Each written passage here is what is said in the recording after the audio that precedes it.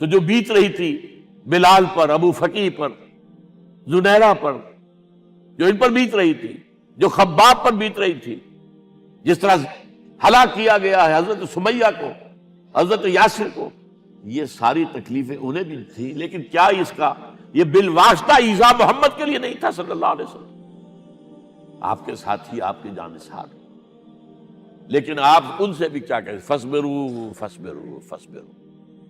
جب ابو جہل بدترین ٹارچر کر رہا تھا حضرت سمیہ اور حضرت یاسر کو رضی اللہ تعالی عنہما، آپ کے علم میں ہے کیسی کیسی ٹارچر کی ہے؟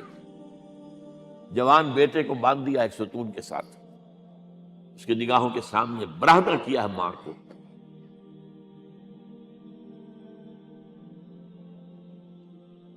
ہاتھ میں ایک مورتی ہے،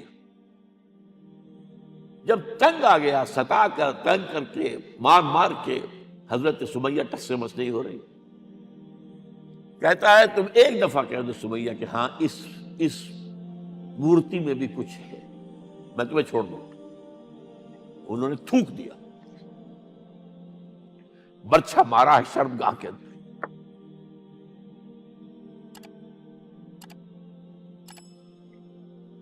کتنی تکلیف پہنچی ہوگی ان کو، لیکن آپ گزر رہے، اصبروا یا آل یاسر فإن موعدکم الجنہ، اے یاسر کے گھر والوں صبر کرو، تمہارے استقبال کی تیاریاں ہو رہی ہیں جنت میں۔ یہ سیرت کوئی بناتا سناتا ہے، یہ سیرت۔ یاسر کے ساتھ کیا کیا ہے؟ 4 اونٹ نر سانڈ، اور ان کے ساتھ رسے باندھ کر، ایک رسے سے ان کا ایک بازو باندھا، ایک سے دوسرا بازو، ایک سے ایک ٹانگ، دوسرے سے دوسری ٹانگ، انہیں دوڑایا ہے کہ پرکھتے ہو جیسے قسم کے۔ یہ دین ایسے ہی قائم نہیں ہوا، عدل و انصاف کا نظام ٹھنڈے ٹھنڈے قائم نہیں ہوتا، گھر میں آرام سے بیٹھے ہوئے قائم نہیں ہوتا۔ اور سنیے، 3 برس شیب بنی ہاشم کے اندر قید ہے، 3 برس ٹوٹل بائیکاٹ، ایک گھاٹی، ادھر پہاڑ ادھر پہاڑ، دونوں طرف جو ہے پہرے، کوئی کھانے پینے کی چیز اندر نہیں جائے گی، اور پورا خاندان بنی ہاشم، وہ بھی کہ جو ایمان نہیں لائے، وہ قبائلی زندگی تھی نا۔ بنو ہاشم چونکہ حضور کو پشت پناہی چھوڑنے کو تیار نہیں ہوئے، ابو طالب نے آخری وقت تک بھی ساتھ نہیں چھوڑا۔ ہاں، آخری وقت کے قریب ایک بات ہو گئی تھی، ایک مرتبہ تو ہوا کہ وفد آیا ہے قریش کا کہ اپنے بھتیجے کو روک لو، وہ ہمارے معبودوں کی توہین کرتا ہے۔ ابو طالب نے بلایا اور آپ سے کہا کہ یہ کچھ اپنے رویے کو بدلے۔ آپ نے فرمایا چچا جان، اب تو چاہیے میرے ایک ہاتھ پر سورج اور دوسرے پر چاند رکھ دے، میں اپنے اس مشن کو چھوڑ نہیں سکتا۔ اور ابو طالب کے عین انتقال کے وقت جو معاملہ ہوا، جب وفد آیا ہے کہ ٹھیک ہے اب ہمارا جو ہے صبر کا پیمانہ لبریز ہو گیا ہے، اب ٹھیک ہے آ جاؤ میدان میں، تم بھی ساتھ چھوڑنے کو تیار نہیں ہو۔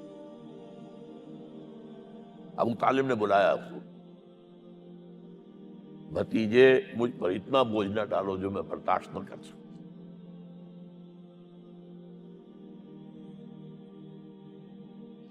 حضور کی آنکھوں میں آنسو آ گئے۔ چچا جان، اب تو یا یہ بات پوری ہوگی یا میں اپنے آپ کو ختم کر دوں، اسی میں ختم ہو جائے۔ 12 شیب بنی ہاشم میں 3 برس اس حال میں گزرے ہیں، ٹوٹل بائیکاٹ، کوئی کھانے پینے کی۔ کچھ لوگ تھے شریف النفس، مثلا حکیم بن حزام تھے رضی اللہ تعالی، اور بعد میں ایمان لے آئے۔ حضرت خدیجہ کے وہ رشتہ دار تھے، وہ پہاڑ پر چڑھ کر ایک طرف سے رات کی تاریکی میں، دونوں دروازے تو بند ہیں، پہاڑ پر چڑھ کر چوٹی سے نیچے اتر کر کوئی چیزیں کھانے پینے کی دے آئے بس صلی اللہ علیہ وسلم۔ کوئی اور ایک آدھ ہوگا ایسا۔ یہاں تک نوبت آئی ہے کہ بنی ہاشم کے یہ پھول جیسے بچے معصوم، بھوک سے بلبلا رہے ہیں، اور اس کے سوا کچھ نہیں ہے کہ سوکھے چمڑے ابال کر اس کا پانی ان کے حلق میں ٹپکا دیا جائے۔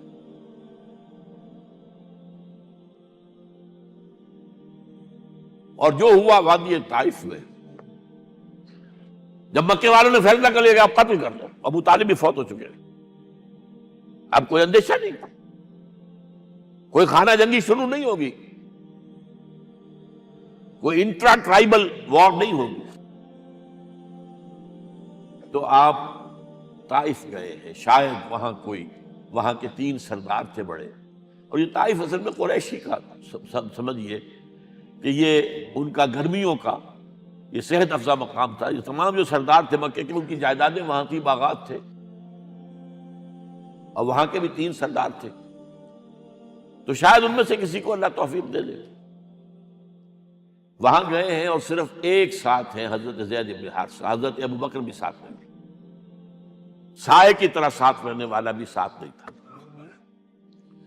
وہاں جا کر جو آپ نے تینوں سے بات کی ہے، تینوں نے وہ باتیں کہی ہیں جو کلیجے کو چیر جائیں، اور اس میں کیا ہو رہا ہے؟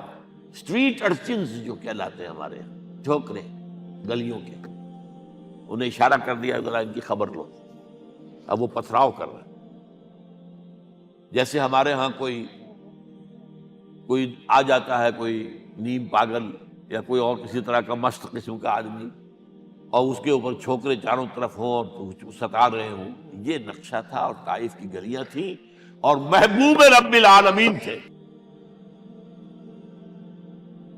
ادھر سے پتھر آ رہے ہیں تو زید بن حارثہ رکاوٹ بن گئے، لیکن پیچھے سے آ رہے ہیں، وہ کیسے روکیں گے؟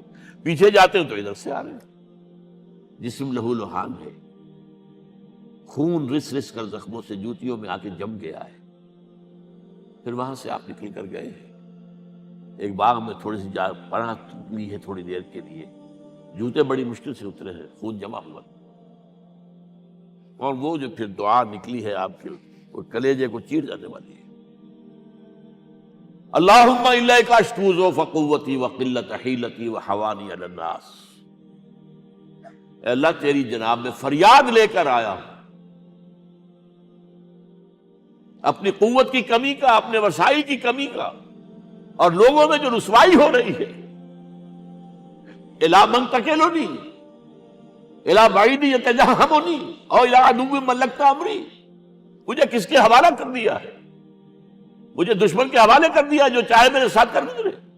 لیکن پھر مقام عبدیت کا ظہور ہوتا ہے، ان لم یکن علی غضبک فلا ابالی، اے اللہ اگر تو ناراض نہیں ہے، مجھے اندیشہ یہ ہو گیا کہ کہیں تو ناراض تو نہیں ہو گیا ہے، کہیں تو نے میرا ساتھ تو نہیں چھوڑ دیا ہے۔ اگر تو ناراض نہیں ہے تو مجھے کوئی پرواہ نہیں، جو ہو سو سر تسلیم خم ہے، جو مزاج یار میں آئے۔ واپس آئے ہیں تو مکے میں داخل نہیں ہو سکتے تھے، وہاں تو قتل کا فیصلہ ہو چکا تھا۔ بہرحال یہ چند باتیں میں نے آپ کو بتائی، باقی تو یہ کہ غار ثور ہے کیسی کیسی، اور پھر غزوہ بدر سے پہلے کی رات ہے، اور وہ آپ کا زندگی کا طویل ترین سجدہ ہے۔ اس میں جہاں تک یہ الفاظ بھی آپ نے کہہ دیا، اللہ اگر کل یہ جو 313 یہاں جمع ہیں اگر یہ ختم ہو گئے تو پھر قیامت تک تیرا نام لینے والا کوئی نہیں ہوگا، میں آخری رسول اور میری یہ 15 برس کی کمائی ہے۔ اس وقت کہا حضرت ابوبکر نے، وہ پہردار کی حیثیت سے کھڑے تھے، کہ حسبک حسبک حضور بس کیجئے بس کیجئے۔ بہرحال بدر ہے، احد ہے، زخمی ہوئے ہیں، دندان مبارک شہید ہوئے ہیں، خون اتنا بہا ہے کہ بے ہوش ہو گئے ہیں، اور خبر اڑ گئی ہے کہ آپ شہید ہو گئے۔ یہ سب کچھ، اور سب سے بڑھ کر حمزہ کی لاش سامنے آئی۔ کیسی لاش؟ ناک کٹی ہوئی ہے، کان کٹے ہوئے، پیٹ چاک کر کے کلیجہ چبایا ہوا ہے۔ کس طرح برداشت کیا ہوگا آپ نے؟ اپنے اوپر تاری کر کے دیکھیں، یہ حمزہ کون ہے؟ چچا ہے، دودھ شریک بھائی ہے، خالہ داد بھائی ہے، ساتھ کا کھیلا ہوا ہمجولی ہے، اور اس کی لاش ہے۔ جو قلب اطہر پر بیت رہی تھی وہ مدینے میں آ کر ایک بڑا ماحول بدلا ہوا تھا، تب وہ بات سامنے آ گئی. تو مختلف گھروں سے عورتوں کے بین کرنے کی آوازیں آ رہی تھی، اس لیے کہ اس وقت تک بین کرنا حرام نہیں قرار دیا گیا تھا، ممنوع نہیں تھا. آوازیں سن کر حضور کی زبان مبارک سے نکل گیا اما حمزہ تو فلا بواکی لہو، ہائے حمزہ کے لیے تو کوئی رونے والی بھی نہیں ہے.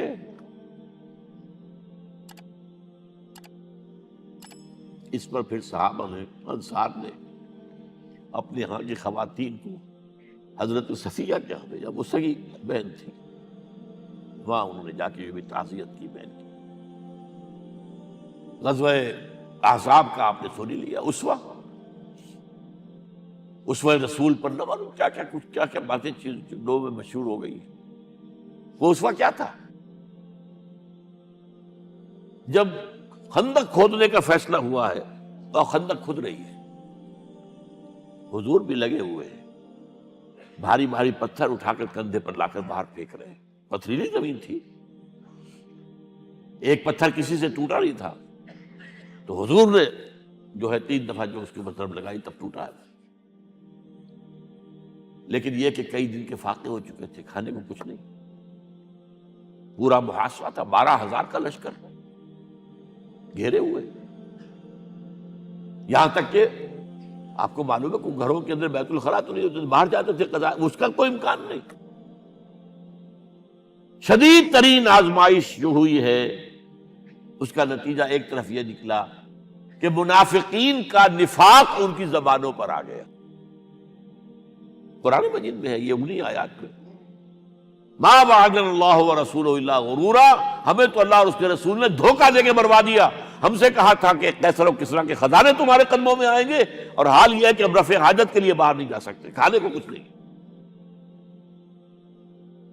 اس وقت کچھ صحابہ آئے ہیں حضور صلی اللہ علیہ وسلم سے، دیکھیے فاقے سے کمر دوہری ہوئی جا رہی ہے، ہم نے اپنے پیٹوں پر پتھر باندھے، چادروں کے ساتھ پتھروں کسا ہوا تاکہ کمر سیدھی رہے. حضور نے اپنا کرتا مبارک اٹھا کر دکھایا 2 پتھر میں. یہ ہے اسوہ، یہ ہے آپ کی سنت، آپ کا اسوہ حسنہ. لیکن اس اسوہ حسنہ سے فائدہ کون اٹھا سکتا ہے؟ لقد کان لکم فی رسول اللہ اسوۃ حسنۃ لمن کان یرجو اللہ والیوم الآخر وذکر اللہ کثیرا.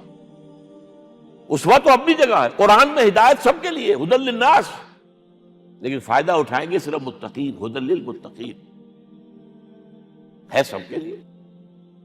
اسوہ سب کے لیے ہے، لیکن استفادہ وہی کر سکے گا جو 3 شرطیں پوری کرے: اللہ اور یوم آخر پر ایمان، اور اللہ کا ذکر کثرت کے ساتھ.